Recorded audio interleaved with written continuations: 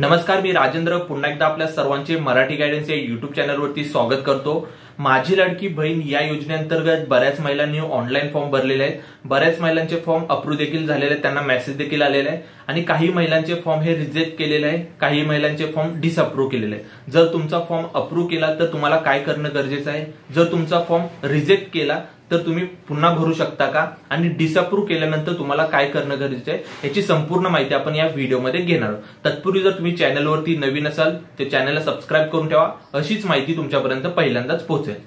आता ज्या महिलांनी ऑनलाईन फॉर्म भरलेला होता आणि त्यांचे फॉर्म अप्रूव्ह झाले, त्यांना मेसेज देखील आलेला आहे, त्यानंतर तुम्हाला कोणतीही कारवाई करायची नाही, तुम्हाला फक्त पैसे येण्याची वाट पाहिजे।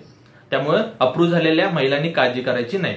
आता ज्या महिलांचे फॉर्म रिजेक्ट झाले त्यांनी काय करायचं, तर रिजेक्ट झालेल्या महिला पुन्हा फॉर्म भरू शकत नाही, त्यावरती कोणतीही कारवाई ते करू शकत नाही, त्यामुळे तुम्ही नवीन फॉर्म देखील भरू शकत नाही।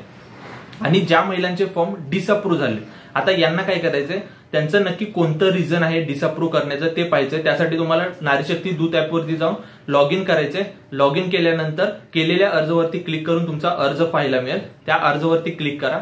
क्लिक केल्यानंतर तुमचं फॉर्म का रिजेक्ट केलं याचं तुम्हाला कारण पाहायला मिळेल, त्यावरती क्लिक करा, ते पहा आणि त्यानंतर तुम्हाला जे चेंजेस करायचे त्यासाठी वरती एक एडिटचा ऑप्शनचा एडिट फॉर्म म्हणून ऑप्शन दिलेला आहे, त्यावरती क्लिक करा आणि तुम्ही त्यामध्ये एडिट करून चेंजेस करून पुन्हा तो सबमिट करू शकता, जेणेकरून पुन्हा तुमचा फॉर्म अप्रूव्ह केला जाईल। अशा प्रकारे ज्या महिलांचा फॉर्म अप्रूव्ह झालेला असेल त्यांनी काही करायची गरज नाही। ज्यांचा फॉर्म रिजेक्ट झालाय ते पुन्हा फॉर्म भरू शकत नाही आणि ज्यांचा फॉर्म डिसअप्रूव्ह झालाय ते पुन्हा आपला फॉर्म एडिट करून चेंजेस करून सबमिट करू शकतात।